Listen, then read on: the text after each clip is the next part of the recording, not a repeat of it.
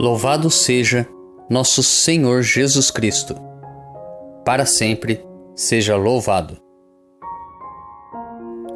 Eu e minha casa serviremos ao Senhor.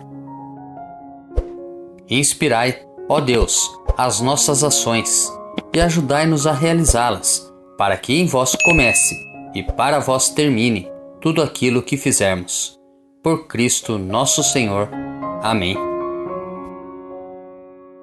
Antes de iniciarmos a nossa reflexão da palavra, rezemos juntos a ladainha da humildade. Jesus, manso e humilde de coração, ouvi-me. Do desejo de ser estimado, livrai-me, ó Jesus. Do desejo de ser amado, livrai-me, ó Jesus. Do desejo de ser conhecido, livrai-me, ó Jesus. Do desejo de ser honrado, livrai-me, ó Jesus. Do desejo de ser louvado, livrai-me, ó Jesus. Do desejo de ser preferido, livrai-me, ó Jesus. Do desejo de ser consultado, livrai-me, ó Jesus. Do desejo de ser aprovado, livrai-me, ó Jesus.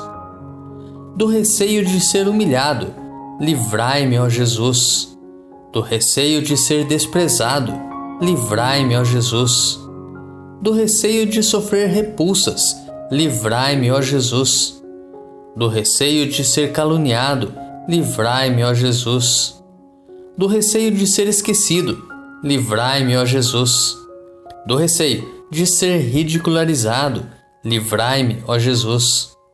Do receio de ser difamado, livrai-me, ó Jesus. Do receio de ser objeto de suspeita, livrai-me, ó Jesus. Que os outros sejam amados mais do que eu, Jesus, dai-me a graça de desejá-lo. Que os outros sejam estimados mais do que eu, que os outros possam elevar-se na opinião do mundo e que eu possa ser diminuído. Que os outros possam ser escolhidos e eu posto de lado. Que os outros possam ser louvados e eu desprezado. Que os outros possam ser preferidos a mim em todas as coisas. Que os outros possam ser mais santos do que eu, embora me torne o mais santo quanto me for possível. Jesus, dai-me a graça de desejá-lo. Primeira leitura. A leitura de hoje é tirada do segundo livro de Samuel, capítulo 11, dos versículos 1 ao 4a, e depois dos versículos 5 ao 10a, e depois dos versículos 13 ao 17. No ano seguinte, na época em que os reis costumavam partir para a guerra, Davi enviou Joabe com os seus oficiais e todo Israel, e eles devastaram o país dos amonitas e sitiaram Rabá. Mas Davi ficou em Jerusalém. Ora, um dia ao entardecer, levantando-se, Davi de sua cama pôs-se a passear pelo terraço de sua casa e avistou dali uma mulher que se banhava. Era uma mulher muito bonita. Davi procurou saber quem era essa mulher, e disseram-lhe que era Betsabeia, filha de Eliã, mulher do Hitita Urias. Então Davi enviou mensageiros para que a trouxessem. Ela veio e ele deitou-se com ela. Em seguida, Betsabeia voltou para casa. Como ela concebesse, mandou dizer a Davi: estou grávida. Davi mandou esta ordem a Joabe: manda-me Urias, o Hitita. E ele mandou Urias a Davi. Quando Urias chegou, Davi pediu-lhes notícias de Joabe, do exército e da guerra. E depois disse-lhe: desce à tua casa e lava os pés. Urias saiu do palácio do rei e em seguida este enviou-lhe um presente real. Mas Urias dormiu à porta do palácio com os outros servos do seu amo e não foi para casa. E contaram a Davi dizendo-lhe: Urias não foi para sua casa. Davi convidou-o para comer e beber à sua mesa e o embriagou. Mas, ao entardecer, ele retirou-se e foi se deitar no seu leito, em companhia dos servos do seu senhor, e não desceu para a sua casa. Na manhã seguinte, Davi escreveu uma carta a Joabe e mandou-a pelas mãos de Urias. Dizia nela: colocai Urias na frente, onde o combate for mais violento, e abandonai-o para que seja ferido e morra. Joabe, que sitiava a cidade, colocou Urias no lugar onde ele sabia estarem os guerreiros mais valentes. Os que defendiam a cidade saíram para atacar Joabe, e morreram alguns do exército da guarda de Davi. E morreu também Urias, o Hitita. Nos preparamos para a reflexão da palavra, rezando juntos o Salmo responsorial, retirado do Salmo 50. Misericórdia ao Senhor, porque pecamos. Tende piedade, ó meu Deus, misericórdia. Na imensidão de vosso amor, purificai-me. Lavai-me todo inteiro do pecado e apagai completamente a minha culpa. Eu reconheço toda a minha iniquidade. O meu pecado está sempre à minha frente. Foi contra vós, só contra vós que eu pequei e pratiquei o que é mal aos vossos olhos. Mostrais assim quanto sois justo na sentença e quanto é reto o julgamento que fazeis. Vede, Senhor, que eu nasci na iniquidade e pecador já minha mãe me concebeu. Fazei-me ouvir cantos de festa e de alegria, e exultarão estes meus ossos que esmagastes. Desviai o vosso olhar dos meus pecados e apagai todas as minhas transgressões. Misericórdia, ó Senhor, porque pecamos.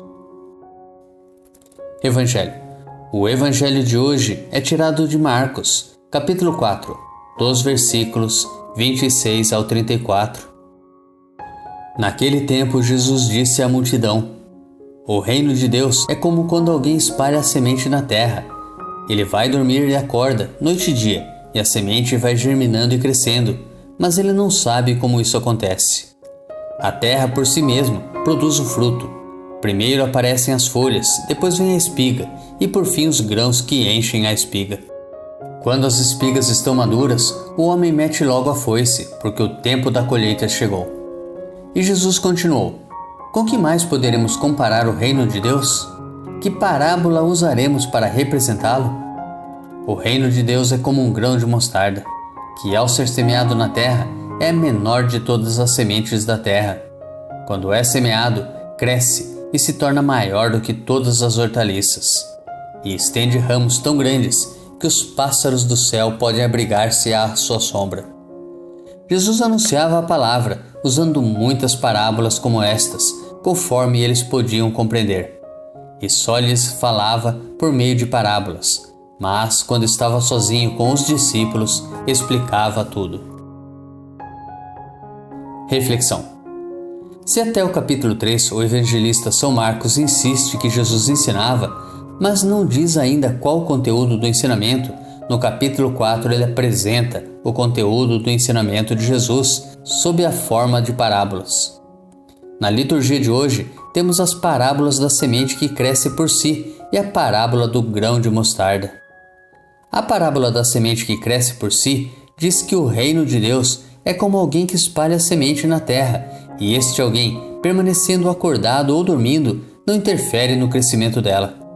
Ela germina e cresce sem que ele saiba.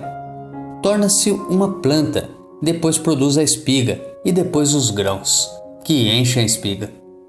E com o fruto maduro dá-se a colheita. Ao semeador bastou lançar a semente. A parábola é uma espécie de demonstração da força própria e misteriosa da palavra do reino de Deus, que cresce por si mesma, produzindo fruto até o dia da colheita, o dia da nova vinda de Jesus. Sem dúvida, esta parábola é uma exortação a confiar na força do Evangelho. Quanto a nós, devemos lançar sempre a palavra como fez o próprio Jesus. Lançar as sementes do reino por meio de palavras e atitudes, como, por exemplo, o gesto de não ofender ninguém, bem como de agir em favor da justiça e da igualdade. Jesus ensinou também que o reino de Deus é como um grão de mostarda, o menor dos grãozinhos.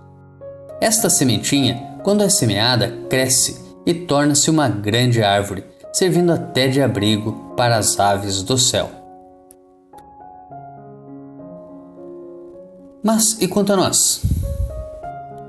Será que temos semeado a palavra de Deus? Reflita.